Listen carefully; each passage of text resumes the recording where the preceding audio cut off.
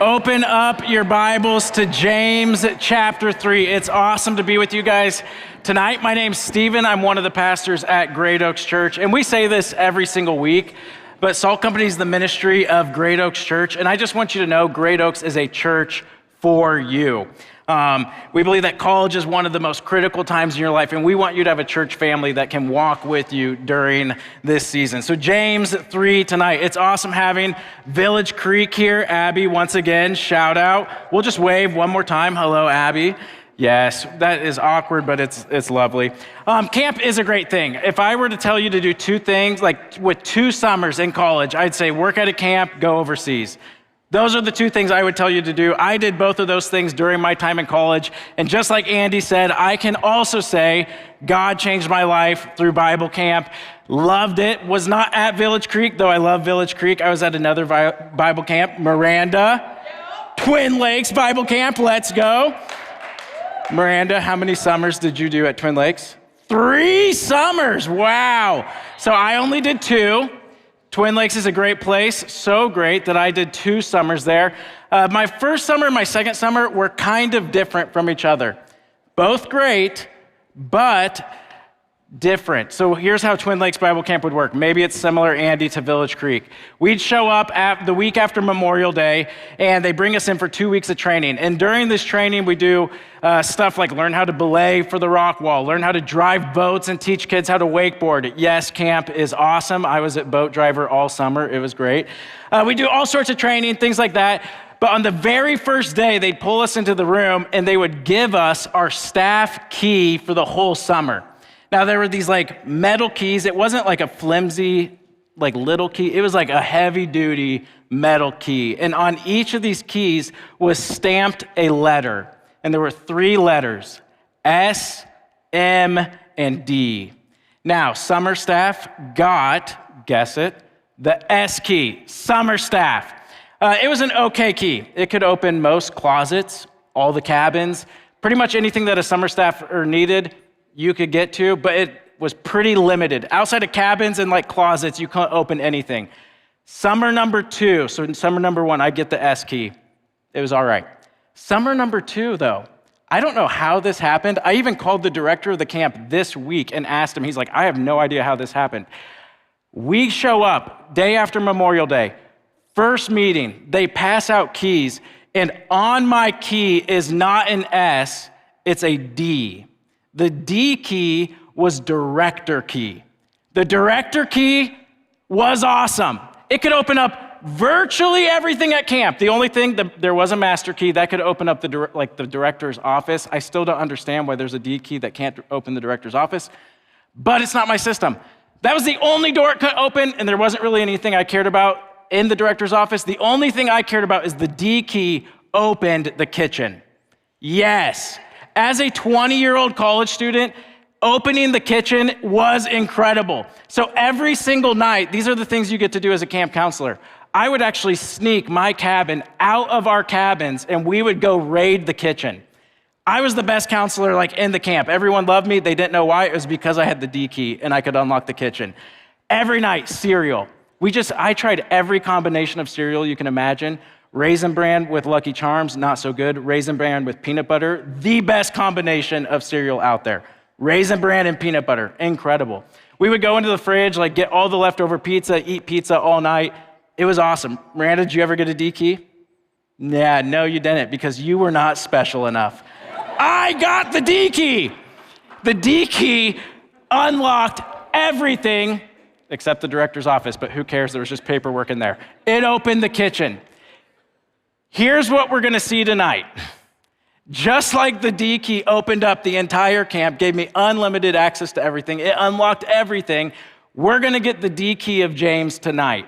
And it's actually in verse 6 of chapter 4. So I know I told you to open chapter 3, but look real quick to chapter 4, verse 6. We're gonna see this tonight, and it's the D key to the book of James. And if you get what James is saying in verse 6 of chapter 4, it unlocks everything in the book of James. So here's what he says in James 4:6. He says, he gives greater grace.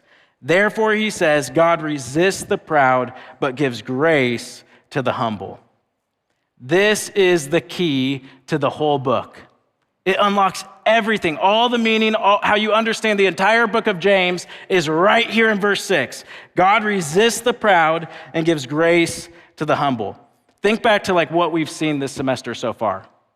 Who has joy in the midst of trials? The humble. Those who know that they are undeserving, who experiences harsh trial or the difficulty, who experiences suffering the worst, it's the prideful. Because they're asking things like, how could God let me go through this? Or I've obeyed God and this is what he gives me in return. Humble people can have joy in the midst of trials. Who becomes doers of the word? People who are humble. Right? When I'm prideful and I approach God's word, what do I say? Well, sometimes I say, I've read this before. I've seen this before. Or I think I kind of got a handle on this. But who is transformed by the word? The humble. Who humbly receive God's implanted word and say, I have to know what this thing says. Who shows favoritism? Prideful people. Humble people don't look down on friendships as a means to an end, but instead genuinely love people. Who are the people that display their faith by their works? Humble people who allow God's grace to transform every area of their lives. Who are the only people who have learned to control their tongue? People who are humble and have been transformed by the grace of God. Who aren't using their tongue to protect their ego, but using their tongue to bless others. Pride and humility is the D key of James. It's at the heart of everything we've looked at up to this point in the semester, and it's going to be at the heart of everything that we look at for the rest of the book of James. God resists the proud, but gives grace to the humble. And this is what we're going to see once again at the second half of chapter 3 and the first half of chapter 4. This whole dynamic of humility and pride. So here's where we're going tonight. We're going to see that James contrasts humility and pride starting in the middle of chapter 3. Then he's going to show us why pride is so bad. Then he's going to give us the solution to pride. And then finally, James is going to show us how we can be humble people. So first, the contrast between pride and humility. Look at verse 13. Here's how he starts this section. He says, who among you is wise and understanding? By his good conduct, he should show that his works are done in the gentleness that comes from wisdom. So from 3:13 to the beginning of chapter 4, we're going to see two different types of people. And James is going to kind of go back and forth between these descriptions. There's people who are marked by the wisdom of humility and people who are marked by pride. So he starts with this question, who among you is wise? Who is understanding? And then what does he say they should do? He says, by their good conduct, he should show that his works are done in the gentleness that comes from wisdom. Here's what he's showing us. One of the greatest marks of wise humility is gentleness. It's a sign of strength and courage. So often we think of gentleness and humility as a weakness. I don't want to be a floor mat. I don't want to be a doormat. I don't want people to walk over me. But true gentleness and humility are signs of strength. It's the ability to control yourself, to control your emotions. It's a sign that you are a deeply secure person. Gentleness, humility. Now, like I said, we're going to go back and forth a little bit between pride and humility. So now he shifts to pride. Look at verse 14. But if you have bitter envy and selfish ambition in your heart, don't boast and deny the truth. So he says, bitter envy, selfish ambition. What are those? That's pride. Bitter envy, selfish ambition. So bitter envy, it's this insatiable desire for more. Your heart is never satisfied, never content. Pride makes you a bitter competitor. You always want more. More and more. You want more recognition. You want more stuff. You want more. And it's motivated by a love of self. Bitter envy. Pride is also selfish ambition. What's that? It's when you are consumed with your own glory, your own self-aggrandizement. The greatest aim in your life is yourself. your interest, your goals. You want to make yourself big and bigger than anything else. So you got bitter envy, selfish ambition in your heart. And what is the warning? Don't boast and deny the truth. What is the truth he's talking about here? Well, we've seen it all semester. It's that there is a God who is the creator, and you are the creation. There's a creator, you are the creation. And when you boast, when your heart's full of envy and selfish ambition, you are denying that truth. How does that work? Well, one of the movies that our family loves is Night at the Museum. My two favorite characters are Octavius and Jedediah. They're awesome. They're the little figurines. You got the frontiersman, Jedediah. You got the Roman soldier, Octavius. And their display cases in the Smithsonian are right next to each other. And every night when they come to alive, what do? They're in a heated battle to figure out who is the greatest. Are the frontiersmen greater than the Roman soldiers? Are the Roman soldiers better than the frontiersmen? But what's hilarious? It's hilarious when Larry, the security guard, walks over and just picks him up. He's like, you're fighting about who's greater. I'm in charge here. And it's a great scene, and I love it. And they shoot him with little arrows, but they can do nothing against Larry. Larry, the security guard, is so much greater than Jedediah and Octavius. Who's stronger? Neither of you. It's Larry. That's the strong one. But in their boasting, what truth are they denying? They're denying that someone greater exists than either of them. Even if they use dynamite to get into the other display case, they still won't be the greatest.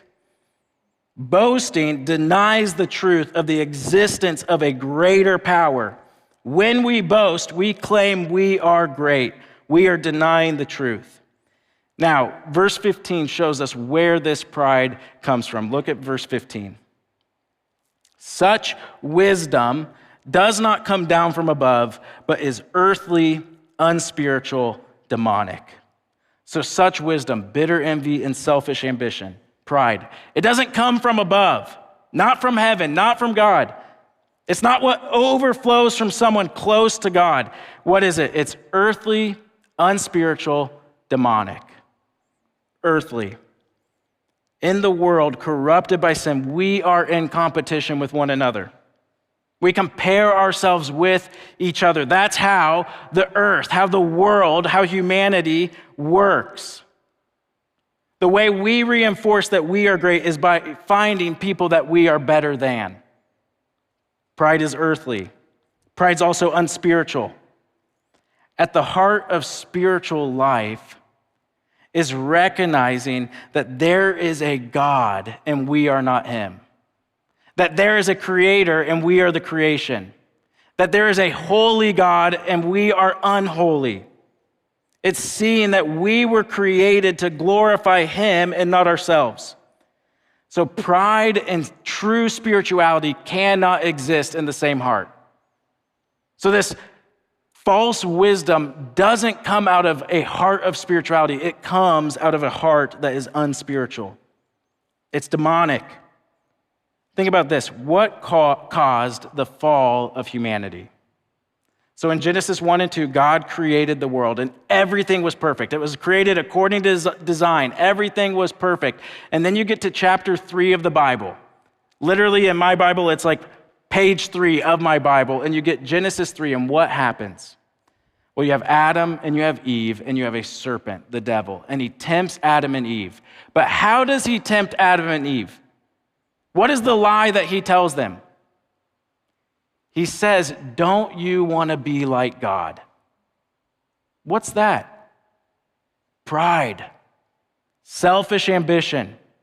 Aren't you envious of God? Don't you want to be just as great as God?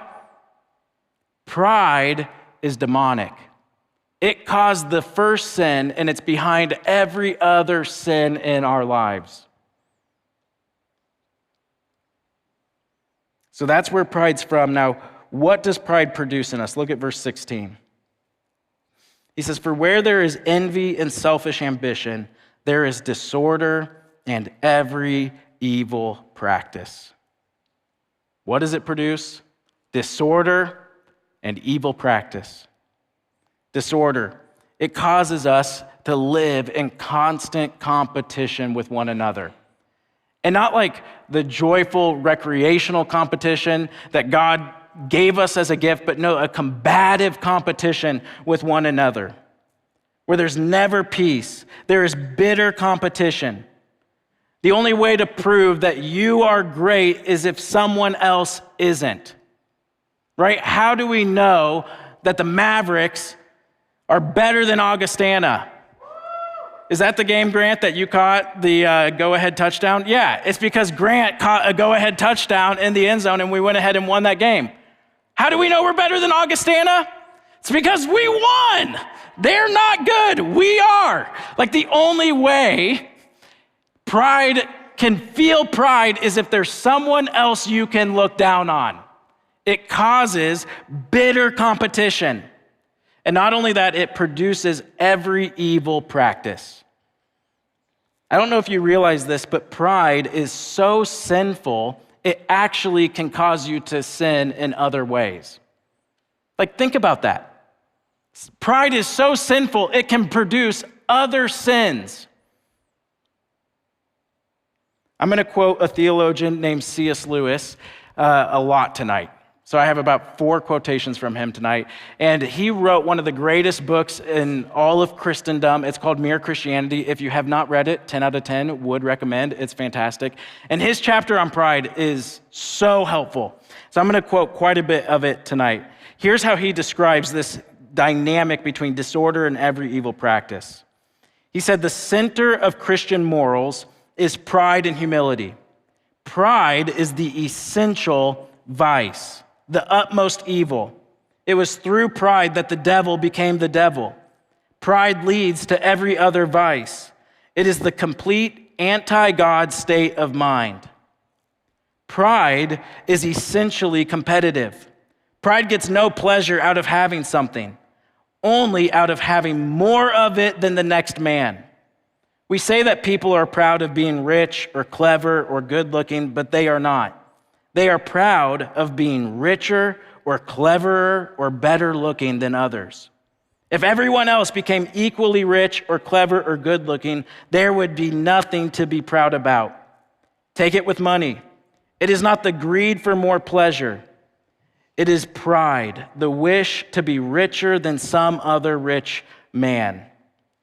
What is at the root of disorder in every evil practice?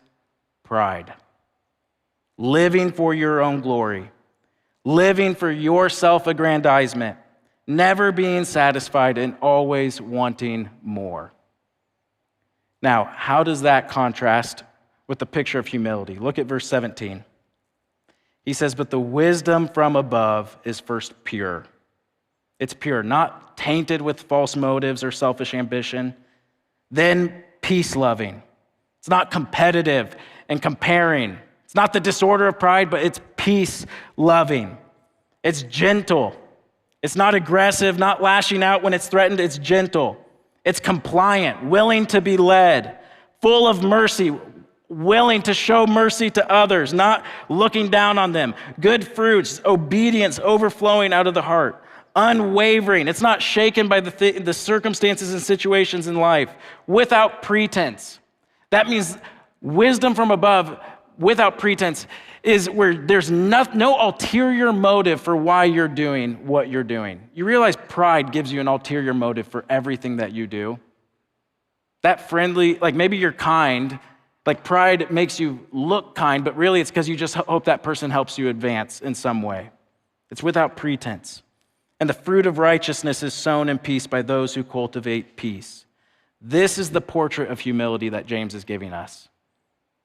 This is what God is calling us to. It's what the wisdom from above produces, not the false wisdom that is earthly, unspiritual, and demonic. So that's the contrast between pride and humility. What humility looks like and what pride looks like. Now, what's the big problem with pride? Like, what's so bad about pride? Here's what we're going to see. We're going to see that pride surrounds us with enemies. Look at verse 1 in chapter 4. James asks this, what is the source of wars and fights among you? Don't they come from your passions that wage war within you? You desire and do not have. You murder and covet and cannot obtain. You fight and wage war. You do not have because you do not ask. You ask and don't receive because you ask with wrong motives so that you may spend it on your pleasures. What does pride do? It produces wars and fights among us, right? It creates conflict. Pride turns us into enemies. That's what James is saying. That it creates a battlefield in this room and in every sphere that we walk into. What is the source of wars and fights among you? What does James say? Don't they come from the passions that wage war within you? And what are the passions that we just saw? Bitter envy, selfish ambition, pride. What is James revealing? Behind every conflict, behind every fight, behind every relationship you've had a fallout in is pride. Your pride and their pride. Your bitter envy and their bitter envy. Your selfish ambition and their selfish ambition. Those are the passions that wage war within you, and that war within you spills out onto the battlefield of your relationships, and it creates enemies all around you. Think about your last conflict. Like genuinely, think about the last person you had a fight with. If you really dug into that, if you really were honest, what was behind all of that fight? What was underneath that conflict? Ask yourself, how did my pride lead us to this conflict? And maybe you're getting a little defensive and you're like, it wasn't my pride, it was theirs. But pause, right? Think about this. What personal interest were you trying to protect in that moment? What personal gain were you upset that you didn't get? What did they get that you enviously wanted? Enviously wanted. There we go. Beautiful pronunciation. Enviously. What was behind that conflict? And maybe it wasn't stuff, but maybe it was recognition. They got recognized for something you thought you deserved to be recognized for. Or maybe you were, in your ambition, you were working hard to get to some position and they got that position. Or maybe it was more of a roommate conflict. And in your self-interest, you wanted the comfort, but they inconvenienced you. Pride, selfish ambition, and bitter envy are behind all of our conflicts. Now, I'm not telling you to be a floor mat. I'm not telling you to be a pushover. But the wisdom from above responds to those situations with gentleness, not with war. When people sin against us, a humble person isn't concerned with how their selfish ambition wasn't achieved, or how their recognition was robbed, or how they were more deserving of what that person received. Humility still boldly confronts, but with gentleness. But when your God is your own glory, you will lash out. A war will be started. Your reputation is threatened. Someone less deserving receives something you think you earned. Someone gets in the way of your achievement. Pride turns us into enemies. Now, why? Well, I love the Beast Games. I don't know if you've been following this on Amazon Prime. It is fantastic. I know a lot of people don't like it. I love it. I think it's hilarious. So Mr. Beast, YouTuber, has a $5 million prize and brought 1,000 contestants into his Beast Games. Built a Beast city, took them to an island. It's a great show. Now, the show is a social experiment. Now, here's what goes on if you haven't seen it. You have 1,000 contestants and one $5 million prize. Only one person can get that prize, and you have 1,000 contestants.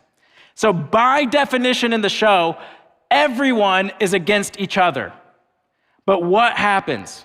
For weeks and weeks and weeks, they live together and they begin to form friendships.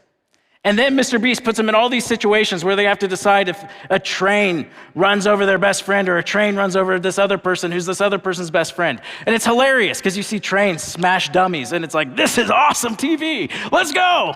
We need more of this. I don't know if we do, but it's fun. So there's all these social experiments and there's a tension because they feel like these people are their friends, but by definition in the show, there's only one person who can win, which means they're actually against everyone. Their friendships in the Mr. Beast city are an illusion. Here's what happens when your heart is full of pride. There is one $5 million prize, and there can only be one person who wins, and it's you. Which means when your heart is ruled by pride, by definition, every other human is against you. And all of your friendships are actually an illusion. Because the only way your selfish ambition and bitter envy will be satisfied is if you are at the top and you can look down on others. Even if you're on top of 90% of the world, but you still know there's 10% ahead of you, your heart full of pride still won't be satisfied. It is impossible for you to have real friendship and relationships when your heart is ruled by pride. Because pride will never be satisfied until you are the best, the richest, the prettiest, the funniest, the strongest, the most religious. The only way you can achieve that status is if you can look down on every single other human. And pride is insatiable. It will not be satisfied until you can look down on every other human. If bitter envy and selfish ambition rule your heart, then it's impossible for us not to be enemies. Now, pride turns us into enemies with each other, but pride also turns us into enemies with someone else. Look at verse 4. He says, "You adulterous people, don't you know that friendship with the world is hostility toward God? So whoever wants to be the friend of the world becomes the enemy of God. Or do you think it's without reason that Scripture says the Spirit who made him dwell in us envies intensely?" Pride makes us enemies, but pride also makes us enemies of God. Right? How does James describe this? He says, friendship with the world makes you an enemy with God. Well, when he's talking about friendship with the world, he's saying that you embrace the values, priorities, and practices of the world corrupted by sin. And how does our world operate? What are the values? What are the lies that we hear? Well, the lies are that you are the center of the universe. The world is full of pride, comparing one another to each other. It's the lies that the greatest ambition of your life should be your own happiness. That true freedom is finding and defining your own truth. That you are your own God. You see, the world tells you the same lie that Satan told Adam and Eve. Do you want to be like God? You can. Everyone can be like God. And what is James saying? If you embrace the values, priorities, and practices of the world, if you become friends with the world, you become friends with God. Pride makes you an enemy of God. Why? C.S. Lewis quote again. Here's what he says. Pride always means enmity. It is enmity, and not only enmity between man and man, but enmity to God. In God, you come up against something which is in every respect immeasurably superior to yourself. Unless you know God as that, and therefore know yourself as nothing in comparison, you do not know God at all. As long as you are proud, you cannot know God. A proud man is always looking down on things and people. And of course, as long as you are looking down, you cannot see something that is above you. God is immeasurably superior to any of us. In comparison to him, we are nothing. We are Jedediah and Octavius. And when you are prideful, you are blind to the greatness of God. You see, you cannot have a heart that both worships your own glory and worships the glory of God. Your heart doesn't have the capacity to worship both. You can't. It's impossible. Your greatness and the greatness of God. The one who is friends with the world becomes enemies with God. So that's pride, and that's the problem. Now, what's the solution to this? What's the solution to a heart full of pride? Well, there's only one antidote to pride. You see, as long as there's levels in your mind, there will be pride. We need something that levels the playing field. And the only thing that can produce humility in us is in verse 6. Look at there. But he gives greater grace. Grace is the only antidote to pride. Remember, pride is essentially competitive, but what does grace do? It completely levels the playing field. The only way we are saved is 100% grace. Ephesians 2:8-9, for we are saved through grace by faith, and this is not of yourselves, it is God's gift, not by works, so that no one can boast. Grace removes all boasting. It leaves no room for arrogance, no room for pride. It's the cure to pride. And not only is it the solution to the experience of pride, but it's the solution to its consequences. Look how verse 6 continues. Therefore, he says, God resists the proud, but gives grace to the humble. When we humble ourselves before God, God gives us grace. He forgives our sin. We who were once enemies to God become his friends. He gives us the solution to our pride, and it's to humble yourselves, to recognize his greatness, and to receive his grace. Now, here's what his grace does. First, his grace makes you become more and more aware of just how great God is. Because when you begin to see God, you begin to see, wow, he is glorious, and he has a righteous standard that I could never have met. I begin to realize just how immeasurably great God's glory is. It reveals just how holy and glorious he is. And as you become more and more aware of God's greatness, it simultaneously makes you more and more aware of your own sinfulness. Just how broken you really are. You and I were once completely lost apart from God. You see, we weren't neutral towards God. We were enemies of God. We were at war with others. And God's righteous standard is so high and our sin is so deep. There is nothing we could do about it. But what happens when you begin to see this gap? You begin to see just how great his grace is through Jesus. The cross gets bigger and bigger and bigger. And what happens when you see the cross for as big as it is? You fall on your face in worship. You begin to see God as immeasurably superior to you. Oh, you are holy and glorious. I have no business being in your presence. And yet, the foot of the cross is level. And because of the grace of Jesus, I am no longer an enemy, but a friend. Do you know what happens to your heart when you begin to see the greatness of God, your own brokenness, in a cross that is so much bigger than you could have ever dared hoped? It melts selfish ambition.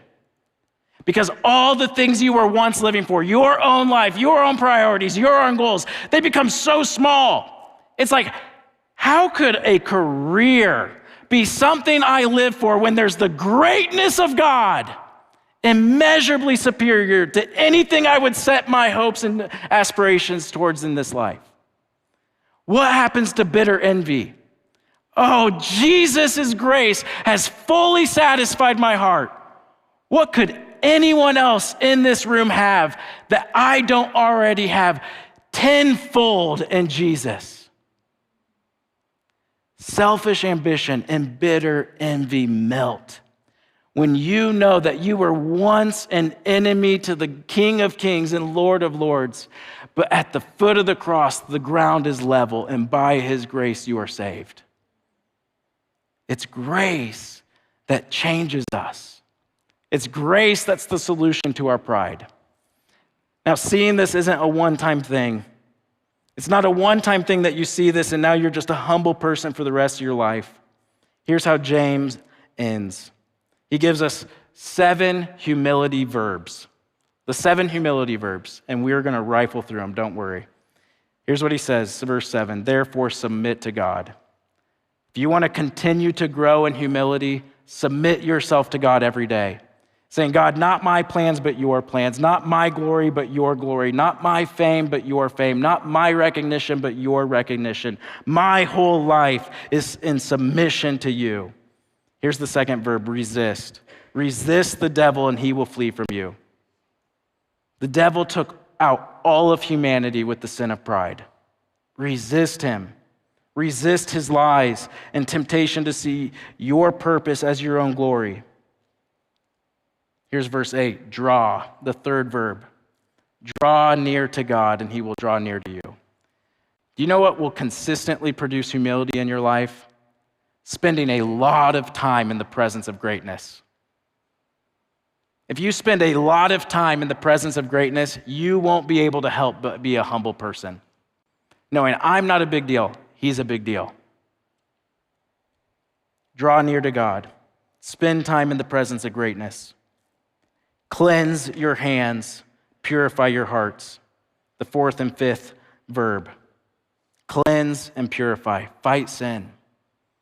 Spend time reflecting on, okay, what's underneath this sin? Where is pride and selfish ambition drawing me to sin in this instance? Verse 9, mourn. Jesus said, blessed are those who mourn. Those who know they are in desperate need of grace, and every day that's the only thing they cling to. And then here's the seventh verb, humble. Humble is both a noun and it's a verb. Verse 10, it's a verb. Humble yourself before the Lord and he'll exalt you. Those who make themselves low, God lifts up. Those who lift themselves up, God brings low. So do you want to be humble? Submit, resist, draw, cleanse, purify, mourn, and humble yourselves before God, and he will exalt you by his grace. Let's pray. God, so many of us have way too small of a view of you. We just live in this world comparing ourselves to one another. And in the selfishness of our hearts, we want more and more recognition, more glory for our name's sake. But God, would you show us that will destroy us? It will surround us with enemies, and it will ultimately make us enemies of you. God, would you open our eyes to who you are, your glory, your greatness? Would we see that you are immeasurably superior in every way to us? And as we get a glimpse of your greatness, would it just reveal how small and pathetic our selfish ambitions are? You see, God, tonight you're not calling us to not have ambitions. You're simply showing us that our ambitions are way too small. That we should have ambition for a greater glory, your glory. And as we do that, it would produce a humility in us. That your grace would transform us. God, thank you for your greater grace. That though you resist the proud, you give grace to the humble. Would this ministry, Salt Company, would our church be a church filled with people who just can't get over how great you are, how powerful your grace is, and to fall on our face and worship. Amen.